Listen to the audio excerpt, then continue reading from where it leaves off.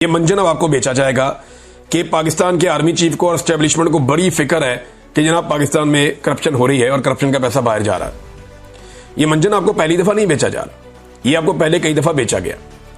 ये मंजन आपको ज़िया उल हक के दौर में बेचा गया, ये मंजन आपको परवेज मुशर्रफ के दौर में बेचा गया, ये मंजन आपको राहील शरीफ के दौर में बेचा गया, ये मंजन आपको जनरल बाजवा के दौर में बेचा गया और यही मंजन आपको अब आसिम मुनीर साहब भी इनके दौर में भी बिक रहा है। अब मंजन है क्या कि एस्टेब्लिशमेंट को बहुत गुस्सा चढ़ता है जब कोई करप्शन करता है। देखिए, मेरी दिलचस्पी इसमें है कि पाकिस्तान के सारे फैसले तो करती है एस्टेब्लिशमेंट। हर इदारे के ऊपर काबिज कौन है? एस्टेब्लिशमेंट। हर जगह पे बैठा हुआ कौन है? एस्टेब्लिशमेंट। नैब को कौन करता है कंट्रोल? एस्टेब्लिशमेंट। जितने इदारों में करप्शन हो रही है वो एस्टेब्लिशमेंट की नाक के नीचे हो रही है। तो जिस वक्त करप्शन हो रही थी, जब मीडिया बता रहा था, तब इनके कानों पे जूं तक नहीं रेंगी। अब अचानक से इनको करप्शन क्यों याद आ गई, ये सोचने वाली बात। एक बात जिसके ऊपर मुझे पूरा यकीन है कि करप्शन को लेकर मिलिट्री एस्टेब्लिशमेंट के अंदर जरा सा भी रद्द-ए-अमल नहीं है, इतना सा एक टके का रद्द-ए-अमल नहीं है। उसकी वजह यह है कि अगर इन्हें करप्शन बुरी लगती तो ये आसिफ अली जरदारी और नवाज शरीफ के केसेस माफ करवा के उन्हें इक्तदार में कभी ना लेकर आते।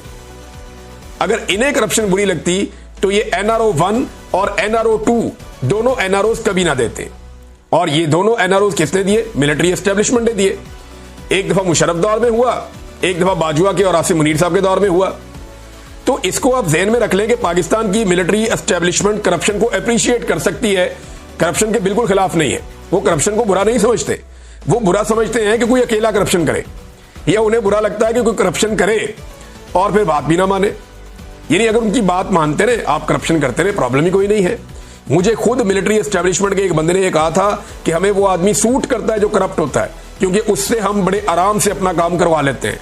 जो बंदे ईमानदार होते हैं और जिनके अंदर ज्यादा हुब्बुल वतनी का वो भरा हुआ होता है जज्बा, वो हमारे काम नहीं आ सकते। मुझे खुद कहा था और सीनियर ऑफिसर ने कहा था। अब नाज़रीन, मामला ये है कि ये जो करप्शन की कहानी सुनाई जा रही है, ये क्यों सुनाई जा रही है? ये आपको सिर्फ एक मंजन बेचा जा रहा है और ये पहली दफा नहीं है। ये नून लीग का और मिलिट्री एस्टेब्लिशमेंट का तरीका वारदात है। एक खबर सुनाता हूं आपको। 9 मई तो आपको याद होगा, 9 मई 2023। लेकिन आज आपको एक और 9 मई मैं याद करवाता हूं और ये है 9 मई 2014, यानी आज से 11 साल पहले 9 मई। उस 9 मई पे इसहाक डार साहब ने कौम को यह बताया था, जुम्मे का दिन था और पार्लियामेंट के अंदर उन्होंने बताया था कि पाकिस्तानियों के 200 अरब डॉलर्स पड़े हुए हैं स्विस बैंकों के अंदर। अब तो ये कह रहे हैं ना 8 अरब डॉलर, यानी जितनी औकात होती है उतनी बड़ी बात करता है लोग। उस दौर में जरा एस्टेब्लिशमेंट और हुकूमत को लगता था बहुत पैसा है।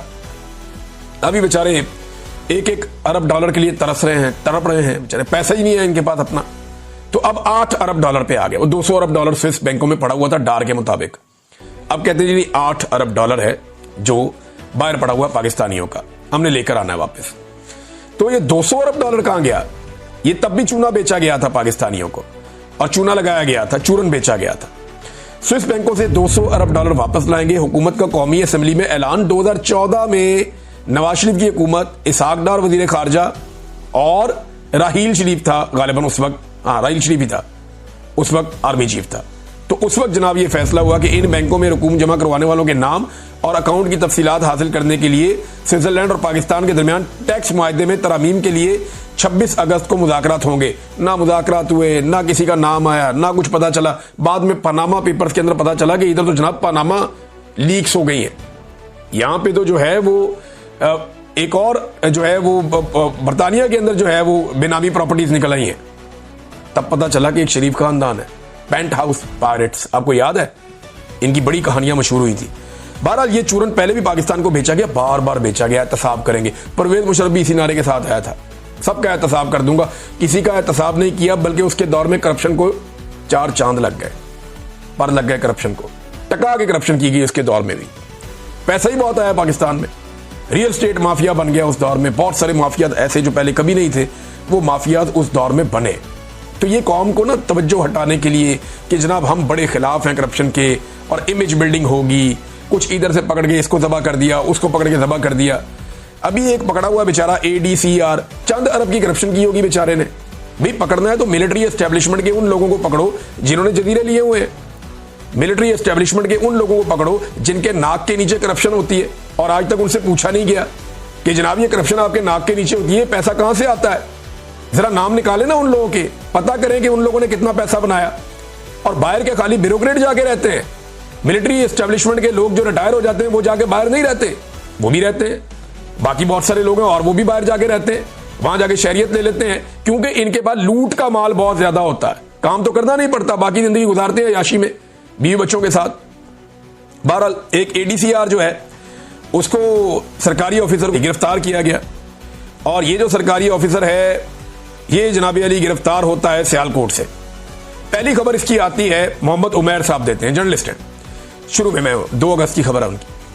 वो ये कहते हैं सियालकोट के हुकूमती हल्के के हर दिल अजीज आरओ, ये आरओ भी थे, रिटर्निंग ऑफिसर थे अहम तरीन हल्के के। तो ये आंखों के तारे हैं ना ख्वाजा आसिफ वगैरह इस तरह के लोगों के।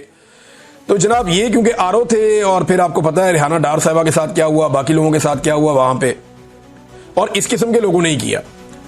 जो यास्मीन राशिद साहिबा के साथ हुआ लाहौर में, इसी किस्म के लोगों ने किया।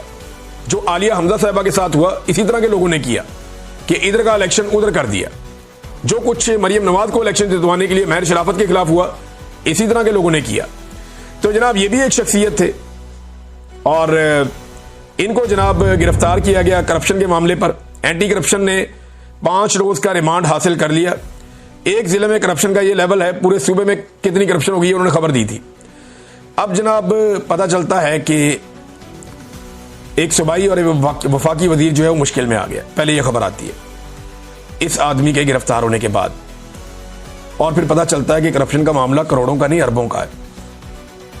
तो चलो अरबों इसने खा लिए तो क्या हुआ, बेशुमार लोग अरबों खाते हैं। भाई जितने लोगों से आपने 2 नंबर काम करवाया, पाकिस्तान की मिलिट्री एस्टेब्लिशमेंट ने इनसे जाली फॉर्म 47 लिए थे ना आरओ से, तो जिन्होंने जाली फॉर्म 47 लिए आरओ से वो है ना रिस्पॉन्सिबल, क्योंकि इन्होंने तो जालसाजी कर दी। अब तो ये ब्लैकमेल करेंगे, पैसा बनाएंगे। इनको पता है पाकिस्तान में रखा ही कुछ नहीं है, हमने पूरा का पूरा इलेक्शन उल्टा दिया है। इस मुल्क के अंदर तो जीना भी मुश्किल है, इस मुल्क के अंदर रहना भी मुश्किल है। इन आरओ से बेहतर किसी को नहीं पता, जिन्होंने अपने हाथ से पूरी तबाही फेरी है, वो कभी इस मुल्क में रहना चाहेंगे, वो फटाफट पैसा लपेट के मुल्क से भागना चाहेंगे, और इसीलिए सबने अन्नी पाई हुई है। अब जनाब जुबैर अली खान साहब ने खबर दी इस बारे में, उन्होंने कहा जी कि ख्वाजा आसिफ ने इस्तीफा दे दिया इस बारे में, और ये रुला पड़ गया। और ये बहुत सारे और भी साहब ये क्लेम कर रहे थे कि ख्वाजा आसिफ साहब ने कहा जी इस बंदे को फौरी तौर पर रिहा किया जाए, और इसका रिमांड अब मुकम्मल हो रहा है।